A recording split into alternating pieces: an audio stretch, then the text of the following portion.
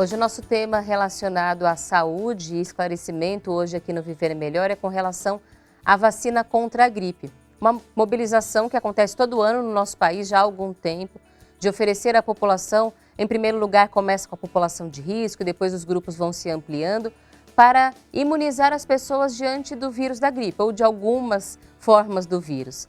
Infelizmente, a adesão a essa vacinação tem sido baixa e as consequências disso podem ser sérias, especialmente quando a gente fala nos grupos prioritários, crianças, idosos.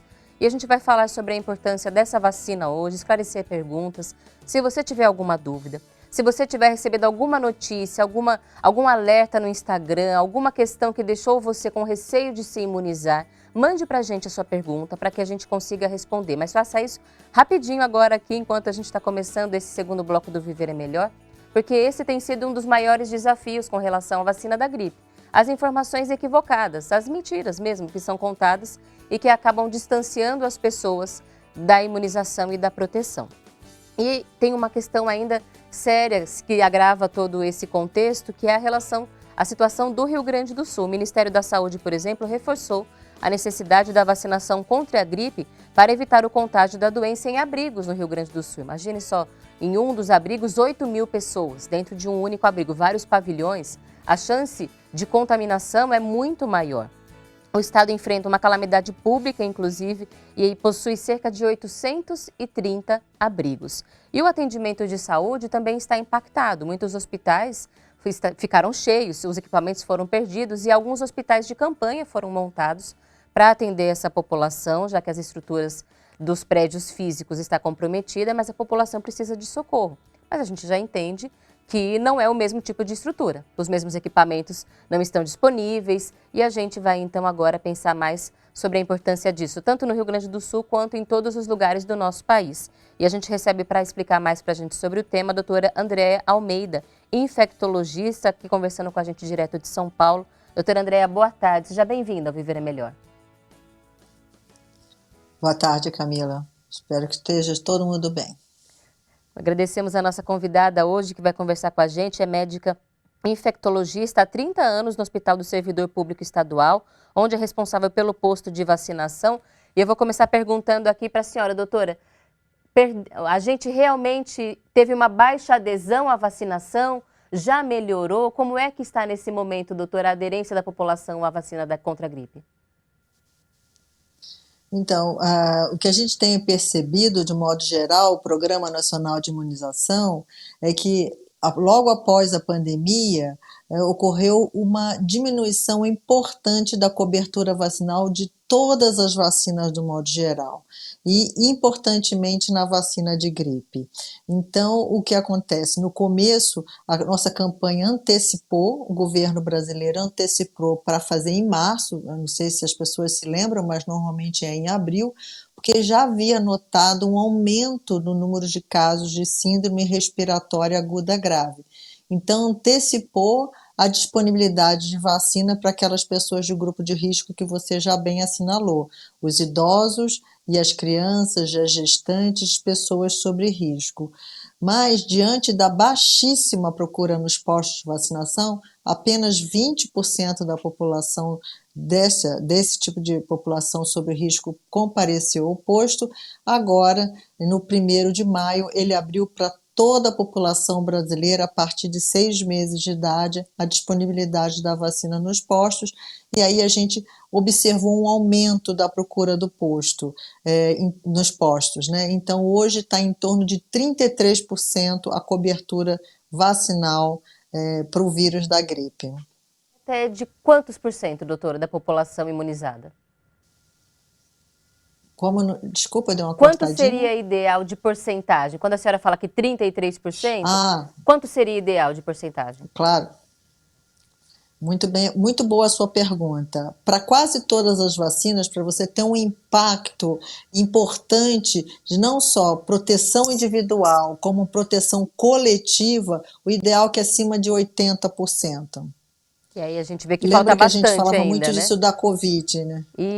A gente falou bastante disso na Covid e a transmissão é parecida, então a gente tem que levar esse conhecimento para a gripe também. Então, o ideal é que você tenha uma cobertura alta para que você possa proteger a si próprio e as outras pessoas que eventualmente não podem tomar a vacina ou têm algum problema, alergias, alguma contraindicação à vacina.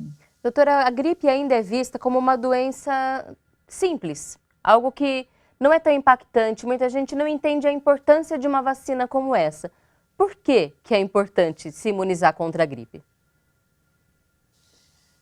As pessoas que têm esse pensamento são as pessoas que realmente vão ter uma doença mais simples, uma doença mais tranquila de lidar, que às vezes nem precisa fazer uma medicação ou isolar ou se afastar das atividades profissionais.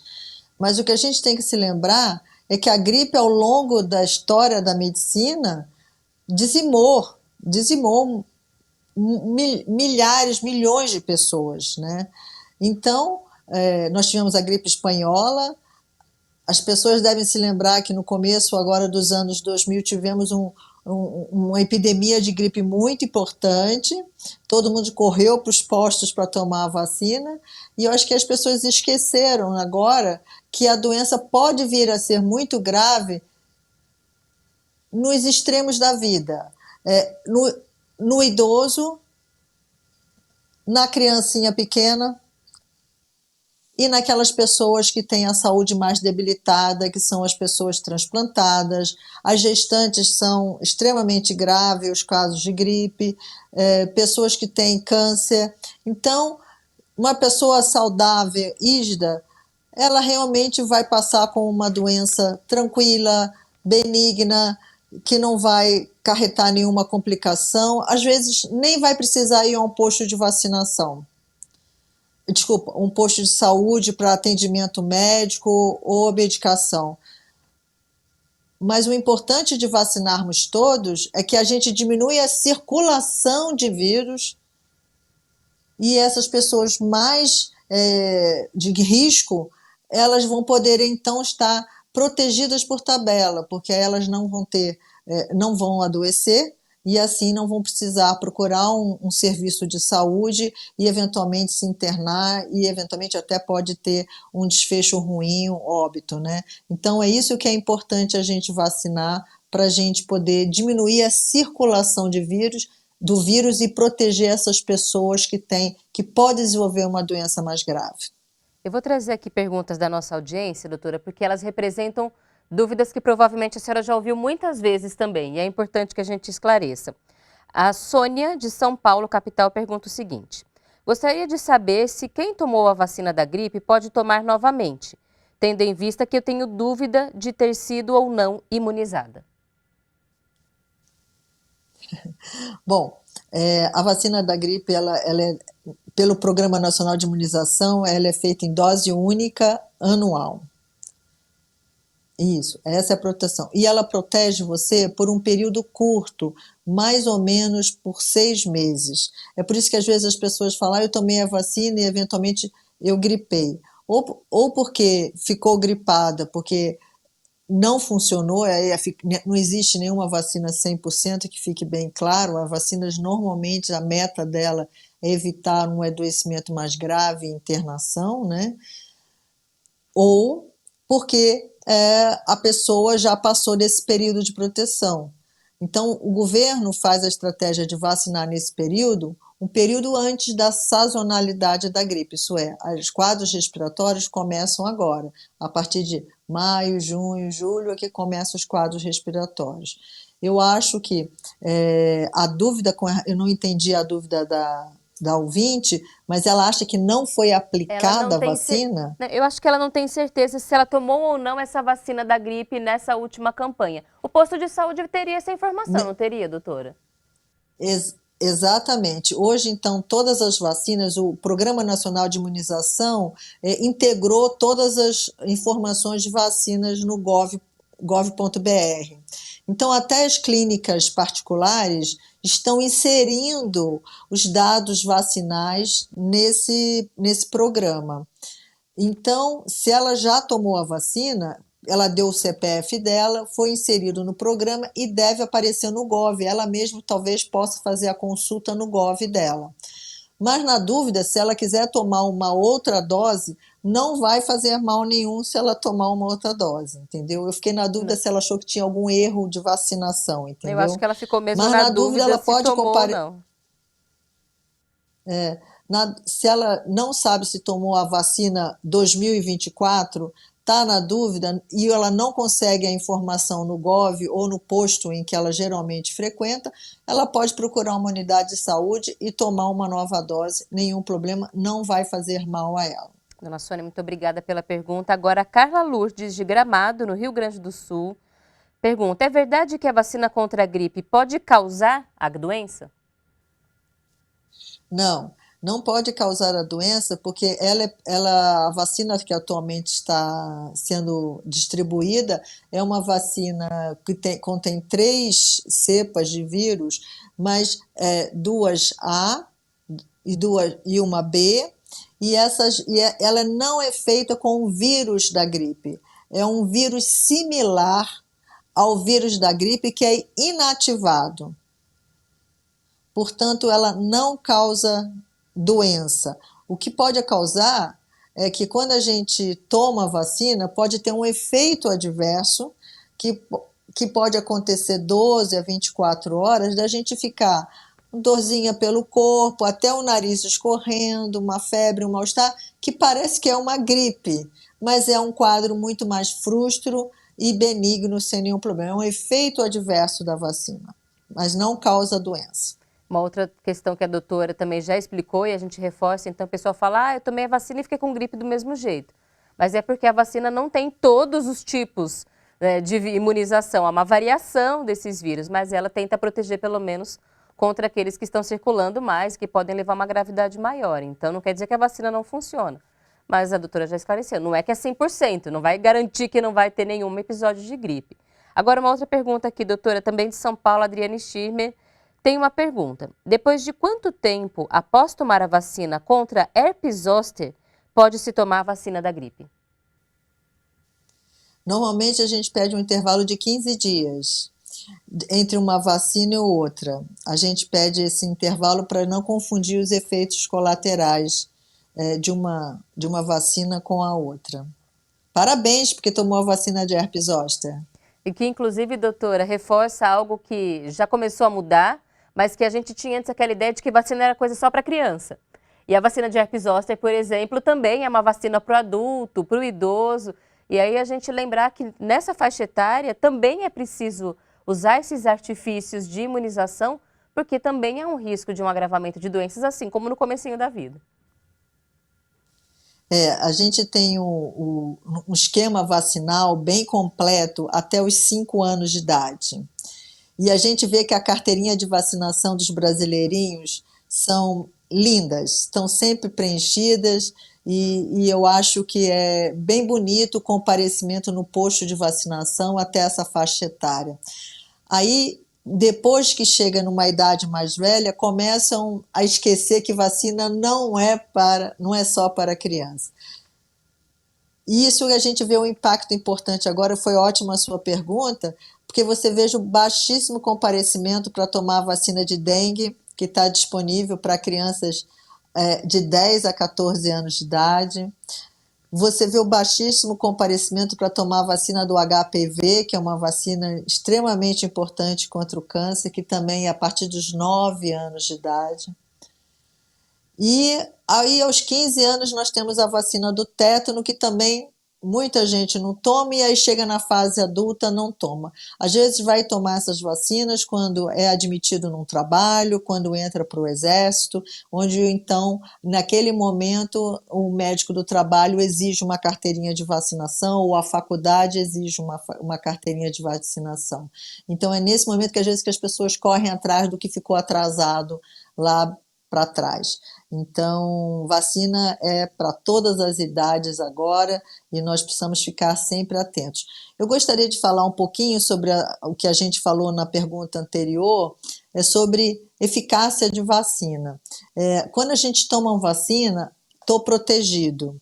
Às vezes não é assim, porque como eu falei, não tem nada 100%, cada organismo responde de uma forma diferente a uma vacina. Então, se pegarmos 10 pessoas e vacinarmos todas elas no mesmo dia, na mesma hora, com a mesma vacina, o mesmo vacinador, no mesmo local, a gente vai ter proteções diferentes, porque são 10 indivíduos diferentes. Então, às vezes a gente fala assim, a vacina não funcionou para mim. Não funcionou para você porque, eventualmente, você tem uma resposta vacinal inferior àquela que a gente gostaria que você tivesse. Isso acontece muito frequentemente com o quê? Com os idosos, né?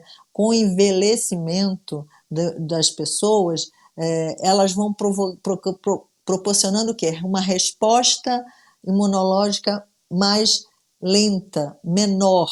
Isso é o próprio envelhecimento do corpo. Então, os idosos é que a gente quer vacinar, mas eles também são os piores respondedores para a vacina, não é isso? Infelizmente. Mas isso ainda não significa que não compense tomar. Falar, mas então não vai ter uma boa resposta, então para quê? Porque qualquer proteção nesse momento ajuda, mas aí já abre espaço para eu trazer outros questionamentos. O envelhecimento vai trazer essa resposta um pouco mais lenta no sistema imunológico. Mas há outros hábitos que a gente tem, que pode ajudar o sistema imunológico a funcionar melhor? Ou outras medidas de proteção para a gente somar com a vacina numa hora dessa, doutora? É claro que o estilo de vida, ele impacta no como a gente quer envelhecer e se a gente vai envelhecer melhor ou pior do que os outros. A nossa genética também tem um impacto, mas a genética a gente não muda, certo? O que a gente muda é como a gente escolheu viver essa nossa vida. Então, hábitos como o tabagismo. O tabagismo, ele influencia enormemente na resposta vacinal. Quanto as pessoas que fumam respondem pior à vacina. Obesos também respondem pior à vacina. E com a idade a gente pode responder. Agora, o que você tem que se manter na vida? Você tem que manter uma dieta saudável, se manter ativo fisicamente e mentalmente e tentar não ter esses hábitos, né? Tabagismo, as bebidas alcoólicas devem ser sempre, não vou dizer não beber nada, né? Porque isso já está embutido na sociedade, mas é uma situação de que você não deve beber muito, você não deve exagerar nos alimentos. Tudo que a gente fizer de excesso provavelmente vai impactar em alguma situação de desconforto e desequilíbrio do nosso organismo. Durante a pandemia, doutora, a gente se habituou com situações que a gente não tinha muito aqui no Brasil, como, por exemplo, o uso de máscaras ou o uso de álcool em gel para higienização. Essas medidas continuam sendo válidas quando a gente fala de gripe, resfriado, Covid, que ainda continua aparecendo? Muito boa a sua pergunta, porque a gente viu ao longo, a gente sempre quando vê na televisão, né, os asiáticos de máscara, né, esse ensinamento dessa educação que eles têm com relação à proteção coletiva, né? O uso de máscara nesta condição que a gente está falando de gripe é uma proteção para as outras pessoas, né? Então a Covid trouxe isso e a gente meio que parece que já esqueceu tudo que se aprendeu de lá, né?